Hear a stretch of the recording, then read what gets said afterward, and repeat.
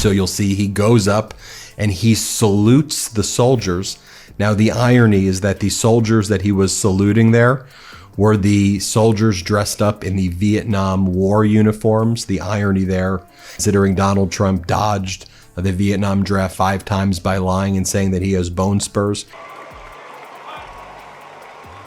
I guess earlier in this dictator parade on Trump's 79th birthday also, Donald Trump tried to, he thought this was going to be his big Kim Jong-un, Vladimir Putin moment. Trump's grand parade was supposed to be a patriotic spectacle for the ages. Instead, it looked more like a ghost town. And wait until you see the shots of the empty grandstands.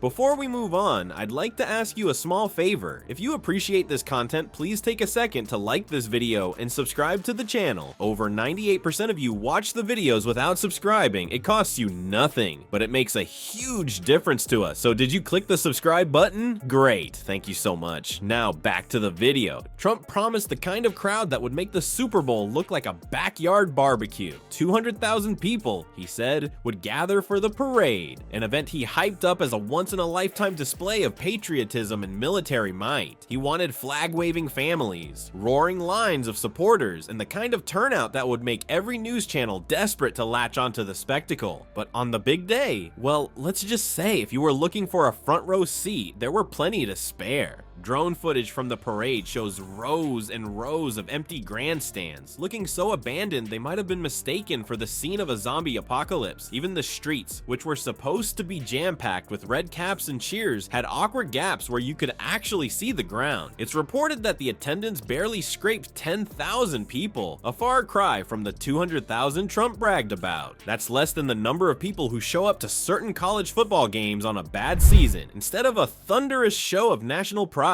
this event felt more like the dress rehearsal for a parade nobody wanted to watch. The event itself wasn't exactly low budget. No sir, this wasn't some guy dragging a cardboard float down the street to the sound of a Bluetooth speaker. Corporate sponsors like defense contractors poured in cash to make it happen. The government spent big on promotion, from social media campaigns to good old-fashioned TV ads, aiming to lure crowds to what Trump deemed a momentous occasion. You'd think with that level of investment, they'd have people fighting for standing room, but apparently no amount of Facebook posts or flashy graphics with eagles could convince folks to spend their weekend watching tanks roll slowly past empty bleachers. And if you're wondering what exactly went wrong, 3,251 miles and 62 grueling days across the Lincoln Highway.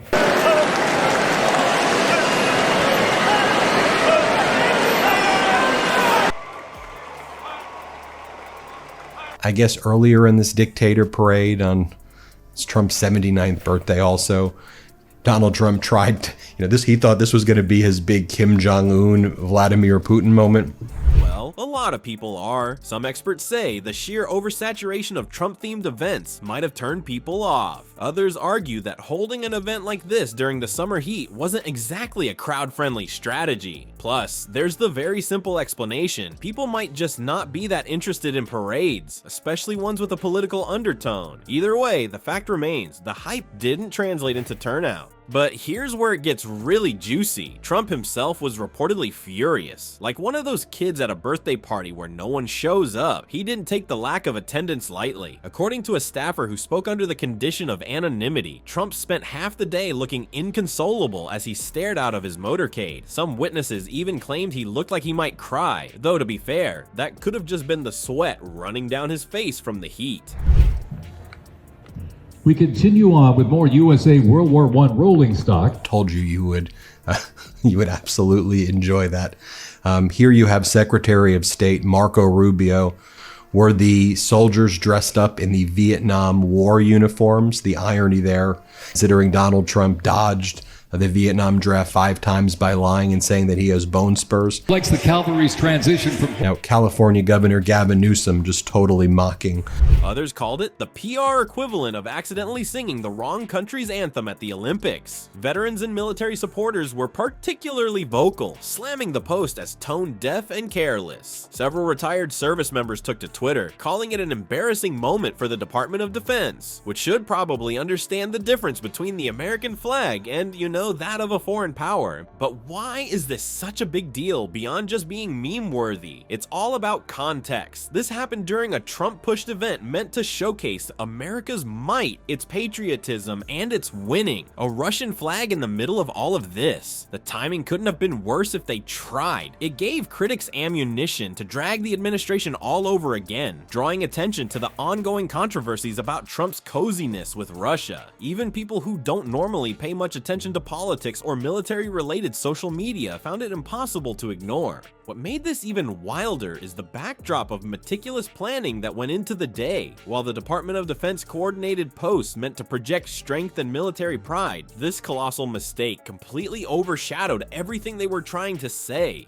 All of the effort, the marketing, and the messaging, gone in an instant because somebody grabbed the wrong stock image. It's incredible how easily branding and reputation can be undone by just one slip-up, and boy, was this a slip-up for the books. The backlash wasn't limited to online snark either. Several political commentators jumped into the fray, pointing out just how careless this entire thing was. One noted that such an error highlights a much deeper failure in the administration's attention to detail. Let's be clear, it's not just about grabbing the wrong file off the desktop. It's about what that lack of scrutiny suggests. If they could flub something as simple as posting the correct image for Flag Day, what does that say about their approach to the issues that actually matter? Even pro-Trump media had to tread carefully, with no easy way to spin this into a win. Without denying the error, some tried brushing it off as a small mistake, but the public wasn't letting it go. The post became a trending topic, mocking the administration and collecting thousands of retweets, comments, and edits mocking the original content. Talk shows jumped on it too. Late-night hosts did bits about the Pentagon outsourcing its graphics to Moscow designers, making the story even harder to sweep under the rug. The fallout didn't necessarily make Trump's parade look better by comparison, it actually did the opposite. While laughter over the Russian flag was at its peak, there were jokes about how it fit perfectly with the low turnout at Trump's event. People imagined the parade not as a patriotic celebration, but as one big stage dud, complete with foreign props. And the more attention was given to the Flag Day fail, the more the underwhelming parade kept dragging itself back into the conversation. It was like a domino effect of embarrassment. By the time the dust sort of settled, the damage had already been done. What should have been a day of PR wins for the administration turned into a total fiasco between the empty grandstands and the foreign flag debacle. The narrative wasn't about America's strength or unity at all, it was about sloppiness and failure. And as frustrating as that must have been for Trump and his team, the reality is that these moments stick. People remember the blunders, especially when they're as laughably bad as this one. But while Trump and the Department of Defense were left scrambling for some kind of defense, the real kicker came from outside their bubble entirely. As these PR disasters dominated the headlines, something much bigger, something they clearly weren't paying attention to, was happening all across the country. Millions of people had taken to the streets for a completely different kind of spectacle. And unlike Trump's audience or the Pentagon's social media team, This 1918 Dodge touring car was part of the legendary 1919 Transcontinental Convoy.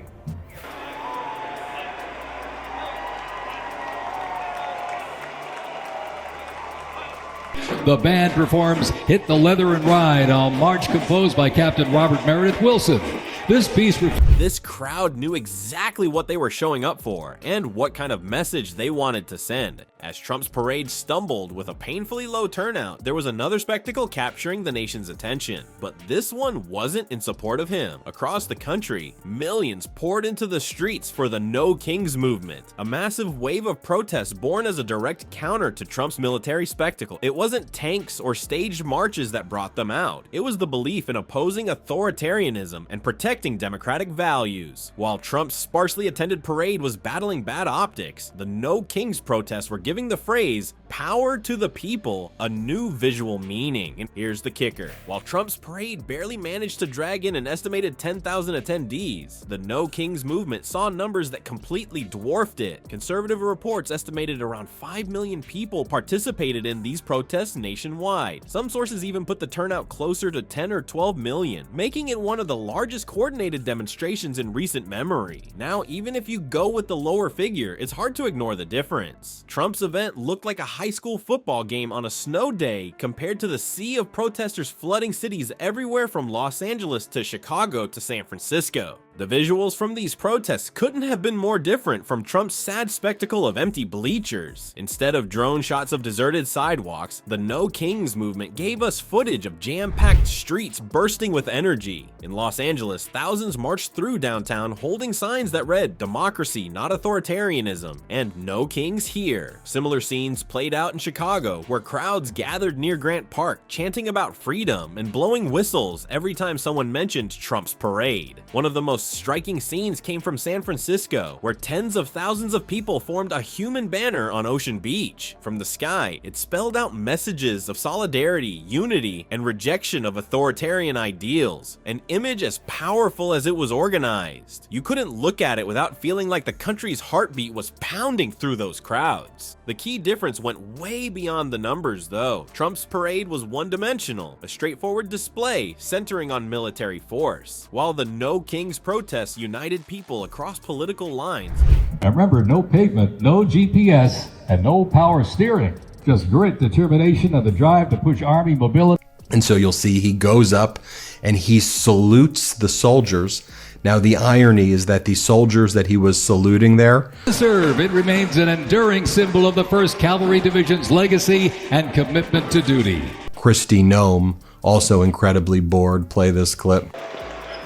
Bringing together individuals from across the spectrum who saw this moment as bigger than party loyalty. It wasn't just about opposing Trump personally either. It was a larger statement on freedom, democracy, and the fear of sliding towards authoritarianism. Protesters included everyone from lifelong activists to parents marching with strollers, veterans holding up signs about the Constitution, even former Trump supporters saying they felt betrayed by how far things had gone. And here's the thing, these protests managed to dominate the news cycle by sheer force of their numbers and message. While Trump's empty grandstands were trending for their comedic failure, the No Kings protests were trending for their significance. News outlets couldn't stop covering the sheer scale of the demonstrations. They highlighted how unified the movement was, how loud the message rang across city squares and social media alike. Even political commentators had no choice but to acknowledge the stark difference, the energy, size, and passion of these protests versus the awkward, quiet emptiness of Trump's staging. If anything, the protests made Trump's parade look even smaller, both literally and in importance. While his event was supposed to center on patriotism and national pride, it ended up feeling flat, disconnected, and out of step with a growing movement of voices calling out for change. And let's be honest, the contrast couldn't have set itself up more perfectly. People looked at one side and saw a poorly attended military parade backed by corporate dollars, then turned to the protests and saw something organic, passionate, and impossible to ignore. One made headlines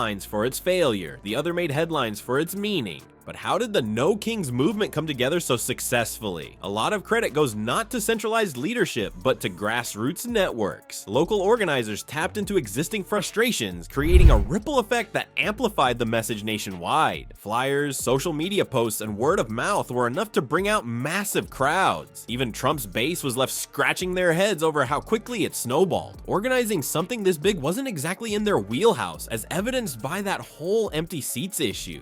And while Trump likely didn't imagine his parade being overshadowed like this, it was impossible to ignore how thoroughly it was eclipsed. Late night hosts had a field day, pointing out the irony of a president who always obsesses over size and numbers, having his event drowned in the shadow of something so much bigger. Some joked that maybe Trump should have invited the protest organizers to help fill those grandstands. Others mocked him as the small crowd king, playing into the exact thing he despises the most, unimpressive optics. By the end of the day, the contrast felt impossible to avoid. Trump's parade was meant to send a message of strength, but the No Kings protests shouted down that message with sheer volume and clarity. It wasn't just the size, it was the direction of the conversation. The parade featured fences and barriers to keep people out. The protests tore down figurative walls, unifying people over shared ideals of freedom and democracy. As these massive protests left their mark on history books, they also left Trump's image as a patriot looking strangely hollow. While his teams were likely scrambling to retroactively spin the parade as a win, the message from the No Kings movement had already cemented itself into public memory. And speaking of Trump's struggling image, the fallout from this fiasco didn't stop here. It kept snowballing, hitting Trump right where it always hurts most, his own manufactured brand of strength.